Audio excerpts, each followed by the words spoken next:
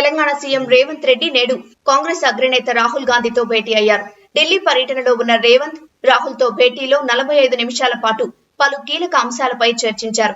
ముఖ్యంగా ఈ సమావేశంలో రాష్ట్రంలో రాజకీయ పరిస్థితులపై చర్చించినట్లు తెలుస్తోంది. కుల గణన, ఎస్సీ వర్గీకరణ పూర్తి చేసిన నేపథ్యంలో దాని గురించి రాహుల్ కు వివరించినట్లు సమాచారం. అదేవిధంగా పీసీసీ నూతన కార్యవర్గం, కేబినెట్ విస్తరణ, నామినేటెడ్ పదవులు, ఎమ్మెల్యేల ప్రత్యేక సమావేశం గురించి కూడా చర్చించినట్లు తెలుస్తోంది. కులగణనపై సొంత పార్టీ నేతలే విమర్శలు చేస్తున్న సంగతి తెలిసిందే. దీంతో పార్టీకి వ్యతిరేకంగా మాట్లాడిన వారిపై చర్యలు తీసుకోవాలని రాహుల్ సూచించినట్లు కూడా తెలుస్తోంది. నేతలు బాధ్యతగా వ్యవహరించాలని, పార్టీకి నష్టం జరిగే పనులు చేయకూడదని హెచ్చరించినట్లు సమాచారం. వీటితో పాటు కాంగ్రెస్ పార్టీ తెలంగాణ ఇన్ఛార్జిగా దీపా దాస్ మున్షి స్థానంలో మీనాక్షి నటరాజన్ ని నియమించడం గురించి కూడా ఈ భేటీలో చర్చకు వచ్చినట్లు తెలుస్తోంది.